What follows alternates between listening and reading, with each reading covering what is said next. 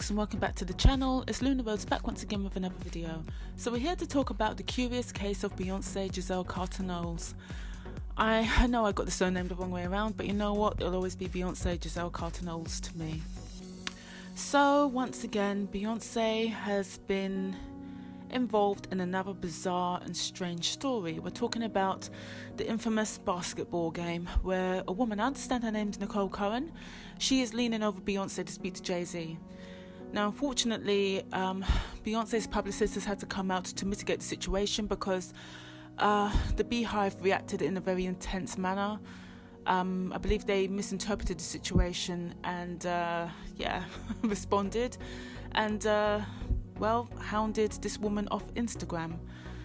Now, I don't understand it. Being a Beyonce fan is a very infuriating and exasperating experience. I've been a fan of Beyonce since the days of Destiny's Child, up to date.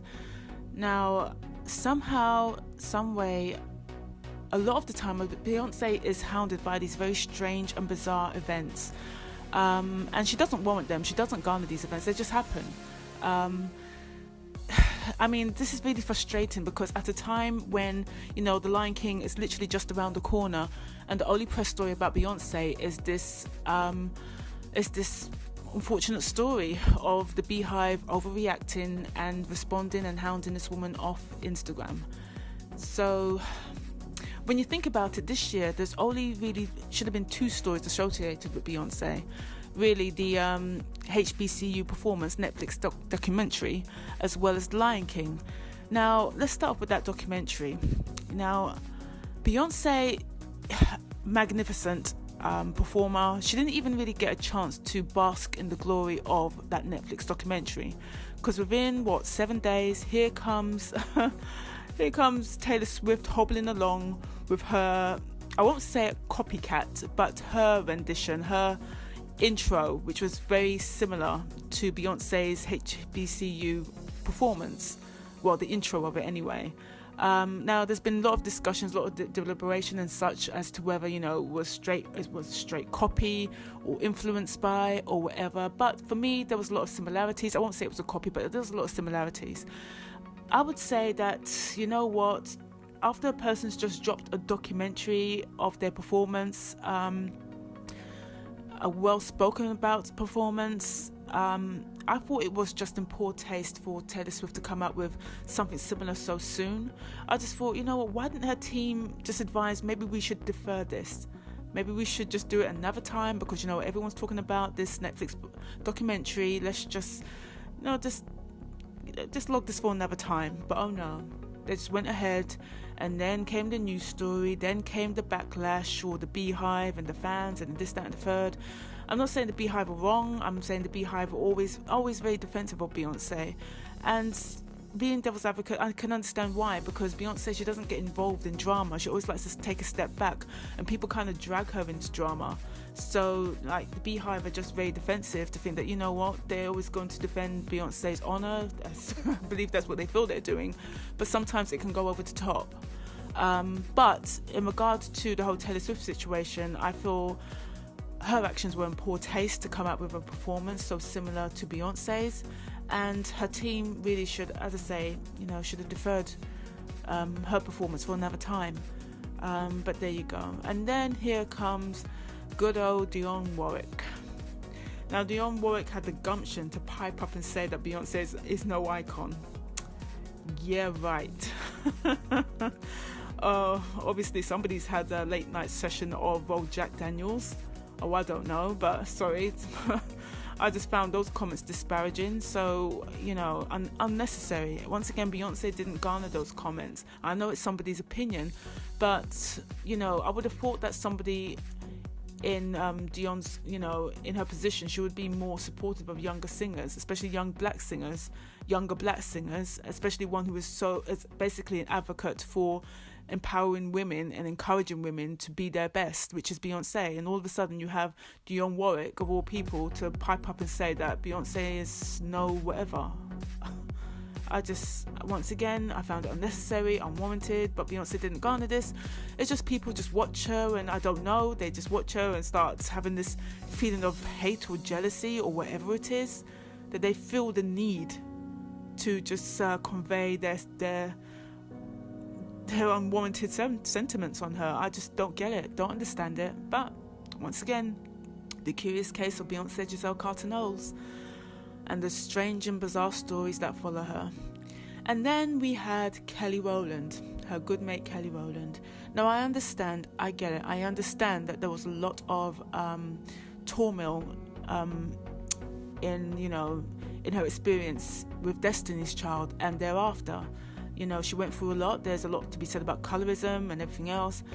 But I thought that, she had, revealed her feelings about the situation a couple of years ago, even did a song about it. I thought she had dealt with that situation and dealt with the hardship and the turmoil that she went through.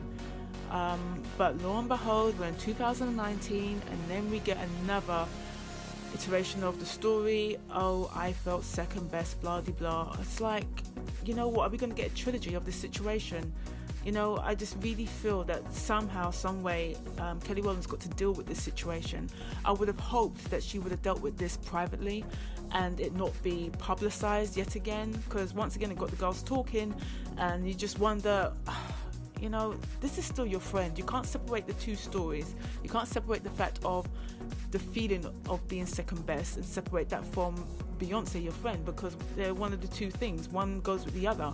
So what is it you really feel about Beyonce? I don't get it at this point. I understand that people need to tell their story, tell their testament in order to get over what they're going through. But I would have preferred if, this wasn't publicized yet again, because I thought this was already dealt with. But I guess not, quite clearly. This is still an ongoing issue. And I'm not saying that somebody doesn't have to put a time limit on somebody's what somebody's going through, but I just would have thought that as this is like your sister, your best friend, your colleague, your confidant, I guess, that this would have been more of a personal thing now, rather than something in public. But that's just me. I don't know. Everyone deals with things very differently, and you can't walk in someone else's shoes of their experiences. So but just being an observer. I'm also a fan of Kelly. I'm a major fan of Beyonce, but I just didn't really appreciate that at this time, And then comes the infamous basketball game. Now, I'm sure, this woman leaning over Beyonce was misunderstood and misconstrued in some way, but it did look like Beyonce did look uncomfortable in the footage. And Beyonce fans, I'm not trying to defend them, but they're very, very hardcore fans, very defensive. You don't mess around with the Beyhive. I remember one person said that the Instagram Beyhive are like the Dothraki, and the rest of us are the Unsullied. Beyonce fans are very unforgiving. They'll even drag her at any given moment if she does something wrong. There's been a few people criticizing even the few words that she uttered for the latest trailer for The Lion King. I'm like, geez Louise, would you give this woman a break on both sides, on all sides? Like, I am frustrated and exasperated as a fan, but I'm a quiet fan. I'm not one to pipe up about B all the time. I'm just very complimentary. And when something happens, I just, brush it off my shoulder, because I know that she's a strong woman. She can deal with lots of things, as we've seen through the years. I mean, this woman has been through a lot of bad press, but she's always smiling. And every time something happens, I always like checking on her Instagram, make sure she's okay. And then you see a picture of her smiling, you just think, okay, she's cool. I know she's good. And then I just walk away and get on with my own stuff.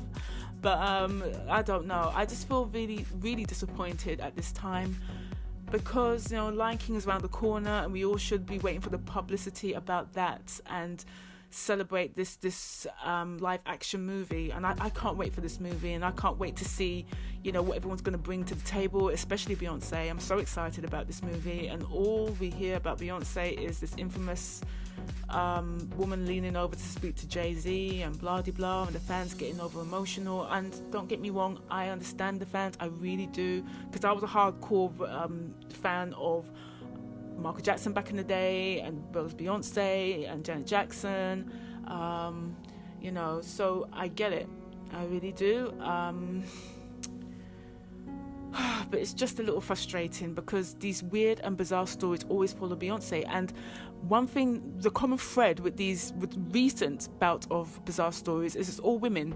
It's all women, from Taylor Swift to Dionne Warwick to Kelly Rowland, and now this woman, very innocently, because I understand she was misconstrued. I think she was asking Jay-Z what sort of drink that he'd want, but it was the whole thing of her leaning over, and I don't know, but one common thread is it is all women, albeit, you know, the last, I don't know, I don't know, guys, but I just think it's just, as I say, exasperating being a Beyonce fan, because it's like, okay, what's the next story? And the thing is, she doesn't even do interviews. She's very almost reclusive to a point. She doesn't do interviews. She's very active on Instagram and not really so much on Twitter. But, you know, it's like we never hear from Beyonce. You just never do. She doesn't even respond to the good or the bad stories. She just does her thing and goes home. So that's why the fans are very, you know, proactive, shall we say, not excusing their behavior, because this is really bad. And it's sad that this woman's been hounded off Instagram and whatnot, and I really do understand why Beyonce's publicist has had to come out and you know, give a statement to a degree. Anyway, guys, let me know what your comments are of this situation. If you are also of the Beyhive, a fan, let me know what you think. I'm trying to be devil's advocate because I can understand the fans being defensive, but at the same time defensive to a point where it's kind of detrimental to Beyonce. So anyway, please guys, comment below. Love to hear what your thoughts are on the situation. Just a different type of video from what I usually do, what I normally do, which is Marvel movies and just movies and DC movies and all the good stuff. So please comment below. If you like this video, like my commentary, please give me a thumbs up and please subscribe to my channel and all that good stuff. Anyway, guys, take care. Bye.